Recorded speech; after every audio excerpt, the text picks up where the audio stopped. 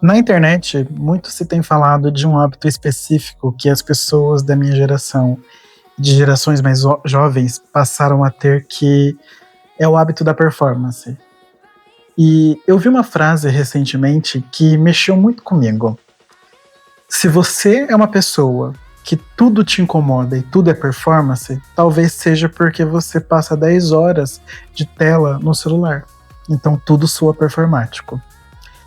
E eu confesso que de início eu concordei com isso. Eu concordei com essa afirmação porque eu acho que a internet faz com que a gente performe. A gente começa a ver conteúdos. Isso aqui que eu montei, essa velhinha em cima dos livros, essa look screen do Estúdio Ghibli, é uma performance. Só que depois eu parei para analisar e eu percebi que essa performance não é uma coisa de agora. A performance, o hábito de performar, ele é uma coisa que é inerente ao ser humano, é uma coisa que já está dentro de nós. E eu falo isso por dois motivos. Primeiro é a minha vivência. Eu me lembro de um dia, eu estava indo conhecer a família de uma pessoa que eu ia me relacionar, e eu vesti a melhor roupa que eu tinha no meu guarda-roupa, para ir de encontro à família dessa pessoa. Vesti o meu óculos, pintei meu cabelo, fiz escova. Na época eu tinha um cabelo maior. E fui ao encontro da família e fui bem recebido. Causei a boa impressão que eu queria. Eu lembro que nessa época eu não usava tênis brancos, porque o lugar onde eu moro, ele há uns bons anos atrás era um terra de barro. E tênis branco aqui era um crime, né? Você vestir um calçado branco em um lugar onde barro é vermelho. Só que veio o asfalto e eu continuei com o hábito de comprar só tênis pretos. E eu lembro que eu comprei um tênis branco. E uma das primeiras vezes que eu usei esse tênis branco foi indo de encontro à família desse rapaz. E isso por si só já é uma performance. O segundo motivo é porque eu acredito que a performance, ela é algo que vem do ser humano como um todo. Quando a gente vai para um date, quando a gente vai para uma reunião, quando a gente vai para uma entrevista de emprego, o performar, ele já é nosso por natureza, porque a performance, ela é exigida da gente o tempo todo. Por exemplo, eu não posso ser o mesmo Lucas que eu sou na minha casa, no meu trabalho.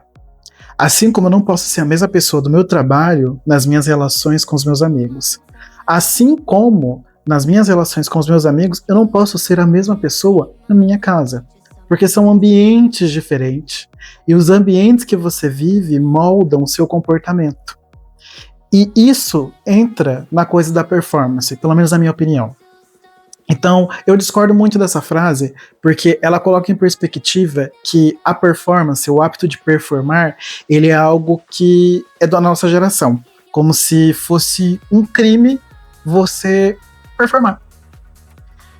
E de fato, aqui eu vou ser um pouco advogado do diabo, porque eu acho que certas performances são bem prejudiciais. Um bom exemplo disso é que eu conheço uma pessoa e essa pessoa nitidamente não conhece músicas do próprio país. Mas toda vez que lança-se alguma coisa do nosso país, por exemplo, alguma coisa que estava em alta há um tempo atrás, o Agente Secreto, qual que é o filme, gente, da Fernanda Torres? Ainda Estou Aqui. Essa pessoa começa a ouvir música brasileira, MPB, sabe, Raul Seixas, Erasmo Carlos, babado. E querendo ou não, quem conhece sabe que isso é performance. Então você não ouve aquela música, você performa ouvir aquela música. O que também não tá errado, sabe? Eu acho que cada pessoa é livre para fazer o que bem entender. Inclusive, isso entra numa outra discussão, onde as pessoas elas criaram uma ideia na cabeça de que, isso principalmente a geração mais nova, tá? De que você postar foto, você postar vídeo, você viver a sua vidinha e postar na internet é sinônimo de vergonha, sabe? E a gente não deveria sentir isso. Mas esse é um assunto para outro vídeo. O tópico é: A pessoa que não ouve, que não tem o hábito de ouvir, só ouve cantores internacionais, diva pop, etc e tal, quando chega nessa época onde o Brasil se une por um mesmo objetivo, inclusive acho que até na Copa a gente pode usar isso como exemplo, né? Quantas pessoas que eu conheço que odeiam futebol, e eu me incluo dessas, na Copa vestem a camisa do Brasil, torcem e aquela coisa toda. Mas no dia a dia, você pergunta para essa pessoa o que é um zagueiro e ela não sabe responder. E aqui eu me incluo nessa, tá? Porque eu não sei o que é um zagueiro. Mas o interessante nessa discussão é que o hábito da performance não é uma coisa nova. As pessoas performam em toda a sua existência, sabe?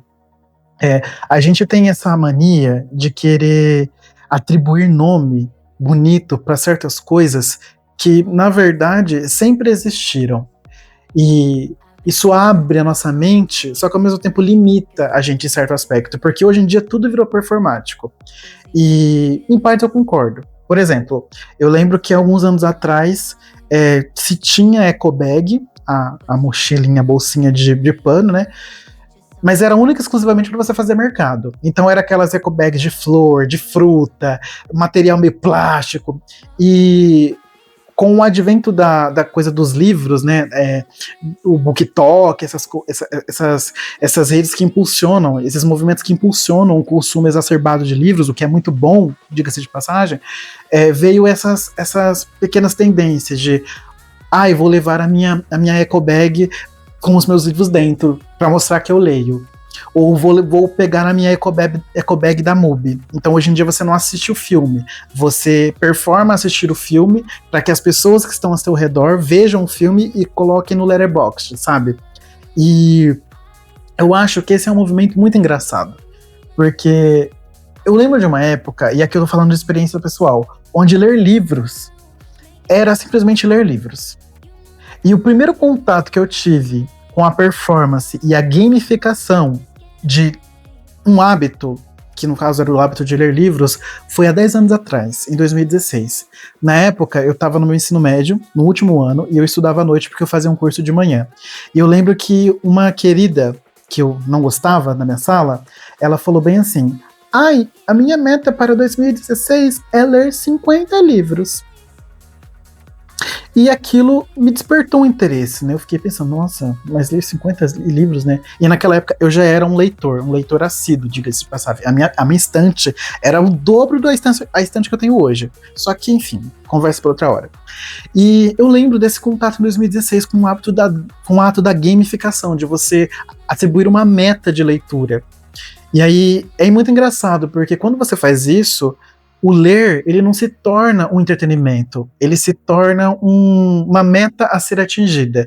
Então aí a gente sai do campo da performance e entra no campo da super produção, da super, como eu posso dizer, da multitarefa, sabe? Então, assim, eu tenho como meta ler 50 livros, então eu vou ler 50 livros, dane-se a qualidade desses livros, porque o que mais tem na lista dos mais vendidos da Amazon é porcaria, diga-se de passagem. Mas, enfim, antes lendo porcaria do que não lendo.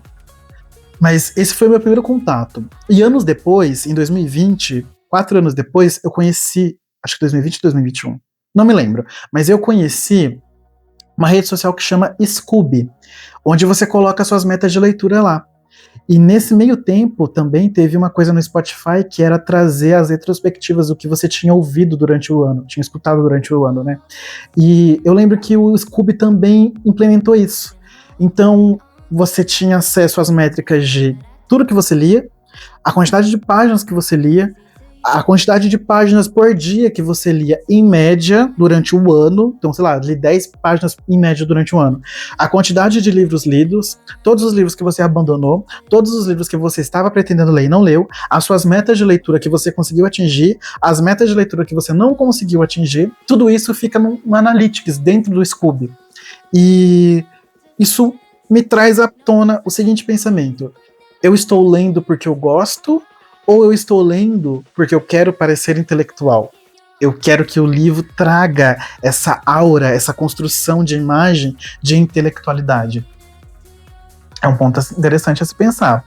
Porque recentemente o Dylan Johnny, um youtuber que eu gosto muito, falou que ler é muito interessante, porque isso desperta nas pessoas uma curiosidade. Primeiro, o que você está lendo? Segundo, nossa, eu estou na fila de um ônibus e tem uma pessoa que saca um livro ali e começa a ler. Então isso desperta uma sensação no outro, né? Mas isso não deixa de ser uma performance, porque querendo ou não, por mais que você está otimizando o seu tempo, e eu sou super a favor de levar livros para todo lugar que você vá para matar o tempo, que é muito melhor do que ficar em telas, eu ainda entendo que isso é uma performance.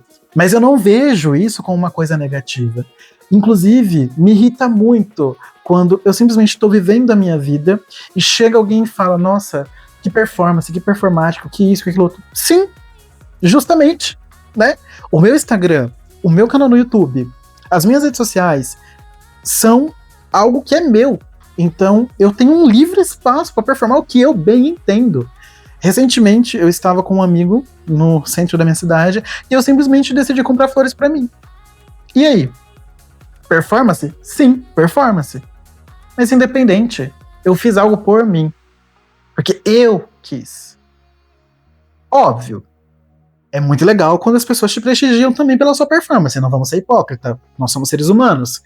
Mas, independente ou não, eu acho que existe uma demonização do que é e o que não é performar, sabe?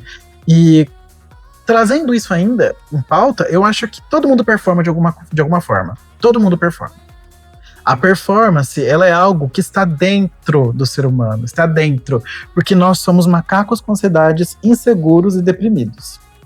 Vivendo num lugar, né, num planeta onde a maior força motriz é o capitalismo tardio. Então, assim, né, vamos deixar as pessoas, né, performarem como elas querem, né, vamos. Eu tava, inclusive, agora, uma coisa que eu queria falar. Eu nunca fui numa roda gigante. Nunca fui. E recentemente eu estava naquele aplicativo de redes curtas, de vídeos curtos, e eu vi um corte de um filme que chama Love, Simon, onde o Blue, o personagem que faz o Blue, e o personagem que faz o Simon, vão para uma roda gigante e se beijam na roda gigante. E essa cena ficou muito na minha cabeça, porque eu falei, nossa, que bonitinho, né? E eu nunca fui numa roda gigante, então agora me despertou a vontade de simplesmente ir numa roda gigante, gravar um vídeo e depois descer. Performance. Performance pura, mas independente. É o que eu quero fazer e é o que eu vou fazer. Não tô matando, não tô roubando, não acho que isso seja errado, sabe? A gente sentir coisas, querer vivenciar aquilo pra postar, eu não acho que isso seja errado. Eu acho que é errado quando você faz disso a força motora da sua vida. Então você começa a viver tudo que é viagem, tudo que é vivência, tudo que é restaurante, você quer viver pra postar. Mas, sejamos sinceros, isso entra naquilo que eu estava falando. Criou-se uma coisa nas nossas redes sociais, onde os mais jovenzinhos, as pessoas que nasceram depois de mim, simplesmente tiram foto assim. E para você ver o perfil dessa pessoa, você tem que entrar dentro do perfil dela, que é privado, tem que entrar dentro do destaques. Se não tiver destaque, vai ter um link lá daquela rede social / editor de fotos, que é o Visco, e você tem que entrar no Visco para conseguir ver uma foto do rosto daquela pessoa. Isso quando tem Visco, quando não tem nada. Então, assim, criou-se esse misticismo, essa coisa de que postar, performar é algo vergonhoso. Eu tava conversando com uma amiga, onde ela falou que ela não tem mais vontade de postar. E ela vive num lugar que é extremamente performático e instagramável, que é os Estados Unidos. Ela saiu aqui do Brasil, está vivendo nos Estados Unidos, e ela até que posta um pouquinho assim no stories do WhatsApp, no status, então eu vejo alguma coisa ou outra, mas o Instagram dela ela não posta nada, simplesmente porque ela não tem vontade, e ela falou pra mim que ela se sente mal às vezes de postar. Então eu acho que existe uma faca de dois legumes aí. É um caminho muito perigoso, isso que a gente institui como performance ou não performance, sabe? Eu acho que tudo que é nosso tem que ser um ambiente seguro para que a gente possa ser nós mesmos. E se você quer postar uma foto sua de biquíni na cachoeira, sabe? Poste. Mas assim, vive a sua conta e não coloque seu chefe e sua chefe e ninguém na empresa no seu Instagram, porque isso pode prejudicar em entrevistas de emprego. Eu falo porque eu já trabalhei com RH. É isso. Paz.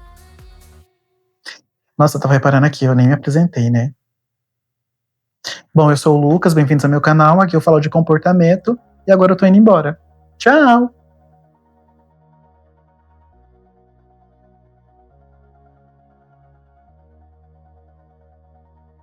All this time, I've been holding on so tight, 'cause all that I do was easy to use. So call my time, but you weren't really mine, just something to do. Thought I never knew. Lost advice, but nevertheless, I'm still stuck in Ai, para! Que ótimo!